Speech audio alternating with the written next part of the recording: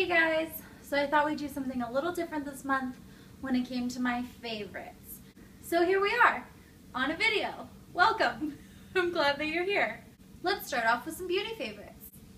First, we have NYX eyeshadow base in, it says skin tone, but you know, it's one of those generic tan colors that only applies to a small portion of the community. But the reason why I like this product is because it comes in a pot. So I can use my finger and then apply it to my eyelid, which is my preferred way of doing this. The liquids that you squeeze out, for me, tend to be really thin and leave a lot of creases in my shadow. This is also really affordable and it's lasted me a really long time. It makes my eyeshadow long lasting and it really helps the color pop, so it's not just going directly against my skin. A favorite that I've recently rediscovered is the Urban Decay Glinda palette from their limited edition makeup collection inspired by Oz the Great and Powerful. I loved this palette when it came out. It's the first palette I ever bought with my own money. When I first got it, I used it every day. Then I saw the pot at the bottom and I got very scared, so I stopped using it. I didn't use it for a long time after that, and I'm trying to think now when Oz even came out. I think it's been years. I recently picked this back up out of my makeup case. I'm actually wearing them today.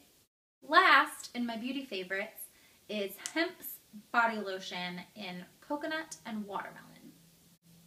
It has a very light and refreshing scent. When you first smell it in the bottle, it does seem a little strong, but once you put it on, it really soaks into your skin and just leaves this wonderful, subtle scent. It doesn't smell like perfume at all. It's really super moisturizing as well, and it doesn't leave your skin with like that oily, greasy residue, because I hate that. But after I use this, I do notice that my skin stays hydrated for a long time before I have to reapply it again. I would say, 8 to 10 hours maybe, though I am finding that I reapply more just because I like the scent. Next, we'll move on to food favorites. My first favorite is not pictured because I ate it. It is the Speckaloos filled chocolate bar from Trader Joe's. Speckaloos, if you don't know, is a cookie butter. So it's basically mashed up cookies in oil that resembles a peanut butter, but it's made out of butter cookies. Unfortunately, Trader Joe's is over 2 hours from our house, so it's gonna have to be something that I make a special trip for and then stock up on. My second food favorite this month contains, that's right, ranch dressing mix. Who doesn't love it? If you take button mushrooms or pre-chopped mushrooms, put them in your crock pot with half a stick of butter and a package of ranch dressing, let it sit for 2 to 4 hours, you will have an amazing side dish that took no effort. Everyone will love it unless they don't like mushrooms or ranch, but it doesn't really taste that strongly of ranch. My favorite way that we've been eating it is to put it over steak and then also mixing it into mashed potatoes, especially the butter, and then having the mushrooms just on the side. That is the perfect meal. It's my favorite thing that we're eating right now. If I could eat it every day, I would. It's incredible. Now on to crafty favorites. I've been making cards. I went to a card making class. It was 8 hours long. I made 9 cards. I learned probably 5 new techniques that I didn't know existed, and it was the most fun I've had in a really long time. Ever since I was younger, my mom and I used to scrapbook. My aunt and I would collage, and card making just fits right into that paper craft genre that I love. I'm planning on making more cards,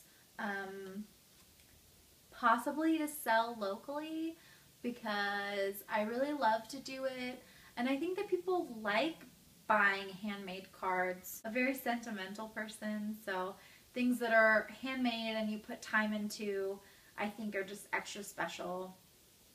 And even just spending the extra time to find a homemade card if you're not particularly crafty yourself.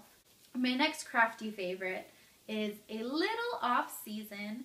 It's a Christmas ornament I made and finally got all the pieces to finish it. So it's got red dirt and rocks and some just earth from my parents' farm.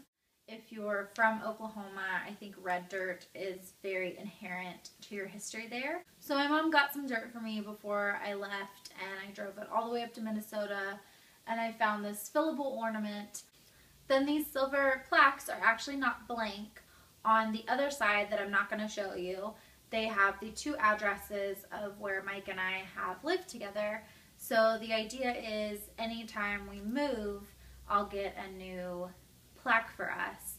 And if we do move out of Minnesota at some point, then I will probably make another one of these with Minnesota earth in them and move the Minnesota tag over to that ornament. But right now this is our complete history. It's just these 2 houses. And I think I'm actually going to display this all year round just because it is such a sentimental, personal item that I made. And that's my favorites for this month. Thanks for stopping by and watching my video. If you want to, leave some of your favorites down below in the comments. I would love to know what you're up to this month.